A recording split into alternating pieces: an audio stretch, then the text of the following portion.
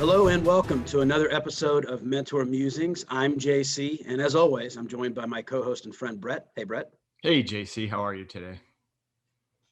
Doing great, doing great. Excellent. Let's dive right in and get started. I think this is going to be a topic today, Brett, that a lot of entrepreneurs are going to appreciate, especially if they're in the earliest steps, if they're kind of in that validation ideation stage where they're considering whether or not to take that dive into starting their venture or how best to take that dive into starting their venture. So the topic of today is really talking about product market fit. And for me, I think it popped up on my radar again because I had a startup ask me about first mover advantage or the goal of being first to market. And what I had expressed to them is, yes, traditional business logic and all of us with MBAs or business degrees, or you read a business book, talks about first mover advantage. But the truth is being first to market is only as good as being first to product market fit. And so I'm curious, just first of all, would you agree with that sentiment that all things being equal, being first to market is not nearly as good as actually having identified which market you should be in? Or do you think,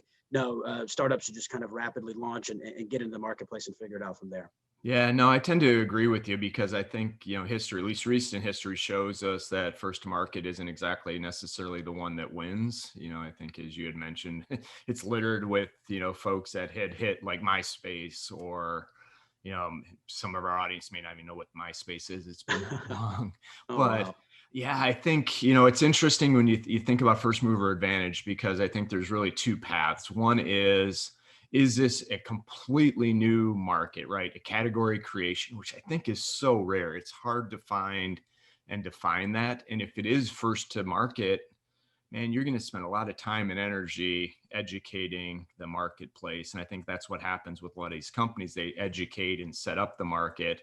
And by the time they're there, 3 or 4 other entrants come in and, figured out what the fit was and eat their lunch. So part 2 of that is, if it's kind of a subcategory, you're doing something different in a niche, that I think is more of a good first mover advantage in a market that the customer is already aware that there's a problem. Does that make sense? I don't know if I completely answered your question, but yeah, No, it does. Summing it up, I would say no, first mover advantage isn't necessarily, a competitive advantage like we learned in business school many years ago. I think it's solving that problem first and better is the optimal approach. Absolutely. Yeah, no, I think I completely kind of, dovetail and agree with that sentiment. It's kind of like search engines, right? Again, talking about MySpace, how Facebook ultimately won the social media space, but look at the search engine space, right? And again, a lot of our viewers may not even know about AliWeb and Lycos and Yahoo and Excite, AltaVista, Ask Jeeves, right? All of these search engines predated the search engine, that is synonymous with search now. It's Google, right? Right. All of those were first to market, but what Google got right was not being first to market, it was being first to product market fit. So let's talk about, product market fit, kind of as a concept. I guess what I would say is product market fit, to summarize, is when you know that you have a good or service that is able to meet a specific market's demand, right? That's the general alignment, that it's beyond sort of that general threshold of value add. That, okay, well, there's some value here, but it's identifying where above that dividing line your product or your good or service is actually falling and how it aligns with a specific market. And the thing that I always talk about when you're starting off with exploring product market fit in the early stages, it starts with kind of a value hypothesis. When you're starting your venture, you have an idea of what your value is and what you want to do through a series of conversations and interviews. And we can talk about some more tactics in a minute. You want to validate or to some degree invalidate what that value hypothesis is the value that you perceived that you would be adding to your marketplace, A, what the marketplace needs, and B, what the marketplace will pay for. And I think that second point is really critical, Brett, especially, in the world that you tend to focus in a lot on the sales and marketing and business development side. It's about making sure that not only is this a value, is this something that will enhance or create, insights or good things for your customers, but is it something they will actually pay for? Right. And I think, as I look at it, we kind of talk about the problem market fit, right? Is if your new product or service is either solving a problem that the customer has 95% of the time, there may be solutions that are enhancing something, but yet you're still solving a problem because they weren't getting to the enhanced level of what they were doing. So if you look at it, so what problem are we solving with this product or service? And then I think the other test is you're starting to talk to customers and look at the market. Is this a need to have or a nice to have, right? So if you're going to market with a nice to have, yeah, that would be a good problem to solve. But it's not my top priority, or it's not causing severe pain. You're going to have to work twice as hard, to develop that market share. I think in good markets, when the cash is flowing and business is good, nice to haves do well. But man, if you can find that need to have problem to solve it, and you're going to solve it differently, that's when you've got I think the real advantage, and you're going to move quicker and faster. I think that's the opportunity. Absolutely. Yeah. It starts with that value hypothesis. And then the middle most important part, like you're saying, Brett, is that problem market fit. It's being able to identify and articulate and validate that you're solving a serious pain point for a market. And your product market fit conversations end basically the moment you figure out that you do have and what the right large audience is for your product or service that achieves that problem market fit, right? So it starts with, I think it's this. I'm going to have conversations to validate that this will solve this problem, or maybe it's solving a different problem, or maybe there's a different problem needed to solve altogether. And then it ends with, okay, now I have confidence that there is a larger audience of people who will be willing to have this, kind of satisfy a serious need for them and be willing to kind of transact on it. I'm curious. So Brett, in the earliest stages, when we talk about product or problem market fit, what are some of the benefits that you've seen from startups, from entrepreneurs who go through kind of this diligence phase? I mean, obviously, one option is just to launch in the market, kind of assumptively saying, hey, I think I've passed a value threshold here that should be good. But what have you seen to be some high-level advantages when people go through this product market fit or problem market fit analysis ahead of time? Yeah, I think it helps because then you know what you're attacking. And I think part of kind of that next step is when you've launched, you've sold the product to a few folks, 9 times out of 10, you're selling it to your folks in your network, or family and friends are buying your product, and you go to them and ask for feedback, right? And I think the challenge a lot of the time is that they don't want to hurt our feelings and say, hey, I didn't really like, no, it's great. I love the product. And it reminds me of an episode on the podcast. This is going back maybe episode 48, 49, testing my memory, but Martin Hill, who was actually on Shark Tank. He invented the Bebo. You can look it up on YouTube or go look up at the show. But one of the things that I took away from that episode was he was relentless with his early customer feedback. He said, I don't want you to tell me the good stuff, right? I know why I think it's good. Tell me what frustrates you, what you don't like. You're not going to hurt my feelings. And I think he did say, well, you kind of hurt my feelings a little bit, but it was the best feedback that I ever got, because I didn't go too far down the path just thinking everything was great. I was solving the problem I thought I was solving. But to get the real honest feedback was kind of the game changer for him and his product as he went to move forward. So I think that's an underappreciated point. You can do the market research, you can talk to the customers, you can see it, you've sold it to them, they give you all the good feedback, but it's really important to try to get to what's not working. And ultimately, kind of part 2 of that is, after they've had your product or service for a while, is it solving the problem you thought it was going to solve? Because I think a lot of the times in the early stages, they're using it some other way that you may not have anticipated. So I know I took us on a little bit of a tangent, but I think getting that validation and looking for what's not working is almost as important as to what is working. Yeah, I can tell you time and time again, and there's countless examples, especially with technology, as rapidly as you can sort of prototype, deploy, and put, different iterations in front of potential customers during these product market fit discussions.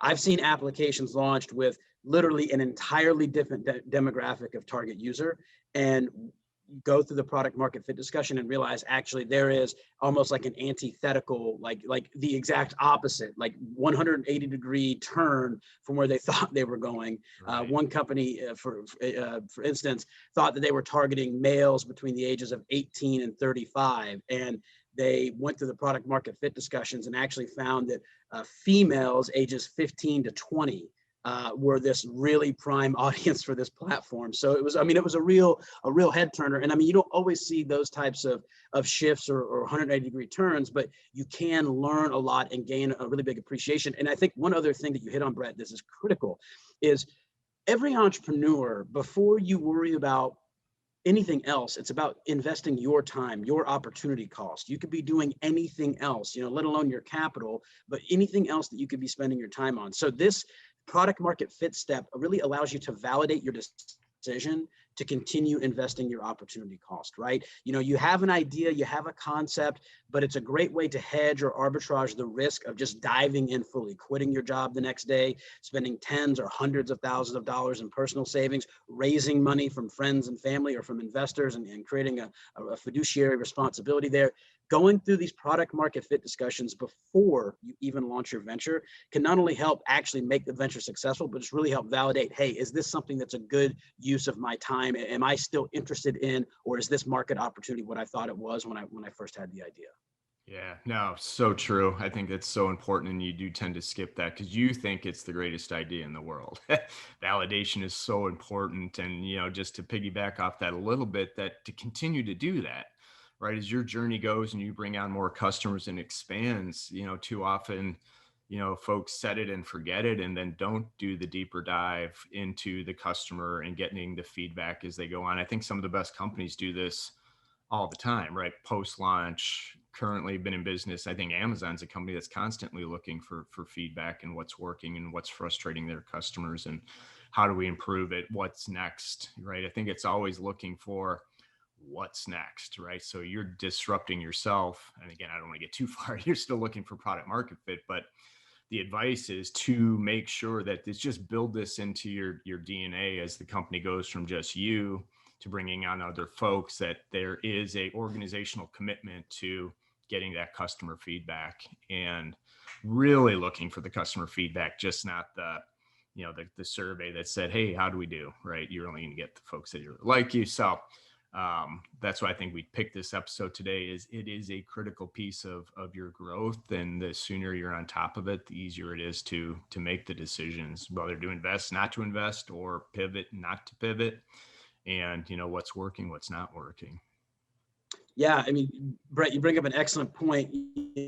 While we're talking about product market fit generally in the context of that first step or one of those first steps, it is a continual investment in a highly repeatable process, because the reality is that your product and your market are dynamic, right? So, what you're offering and what about what you're offering and what your customers want and what your competitors are doing or aren't doing, those are constantly shifting things. So you mentioned Amazon, I mean, right? The biggest company, right? Like, they're huge, and they are still constantly exploring this stage of product market fit. So, even though we're talking about it, mostly in the context of some of those first steps to validate the venture, to validate your investment, it's really important that founders know that committing and learning this process early on is going to pay dividends, because you're going to continue to repeat it over and over and over again. So not only is taking the time today advantageous for a founder just to have that initial product market fit, but you're building and almost habitualizing your framework of understanding, how do I identify product market fit in the future, so that as the venture scales,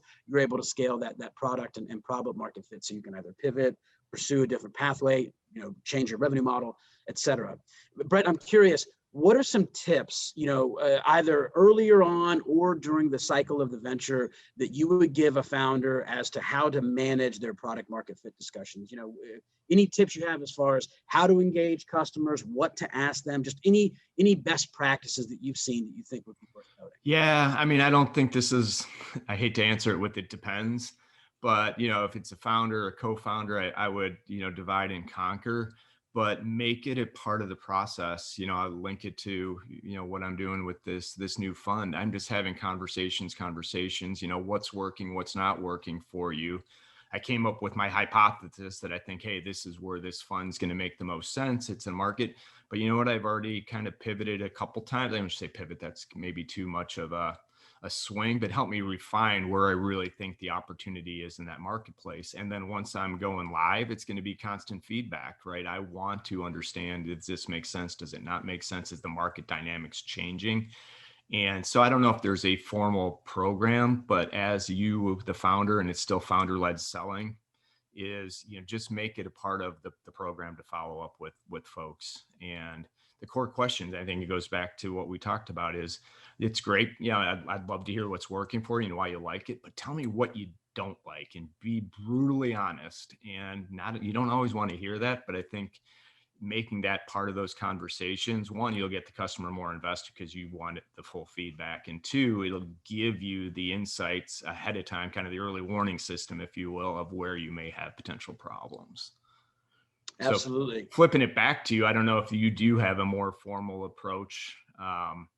Again, I just like to have it as part of the overall program. So I'm just curious from your standpoint, is there something that you build in, or is it a structured process that you like your companies to follow? Yeah, well, first of all, I think the best practice tip that you gave, Brett, is critical, and it's probably one of the most important takeaways from this podcast. It's that, or this episode, it's seeking that critical feedback and encouraging potential customers, early customers, long-standing customers, newly closed customers. You have to constantly seek and request that. And I know it's scary for a lot of entrepreneurs, because it's kind of like, if you ask scary questions, you'll get scary answers, right? You know, but the truth of the matter is that these things, these challenges are happening, and they're being felt by your customer, whether you're having them express them to you or not. And I'll say this, just from a service standpoint, literally just having them express that to you, even if you're not able to change something about it, just that in and of itself could actually extend the lifetime value of the customer, or make them appreciate to some extent that you're interested in hearing their feedback, even if you're not able to immediately act on it. And in a lot of cases, you are going to be able to act on it, because this is your venture, and you can make rapid changes.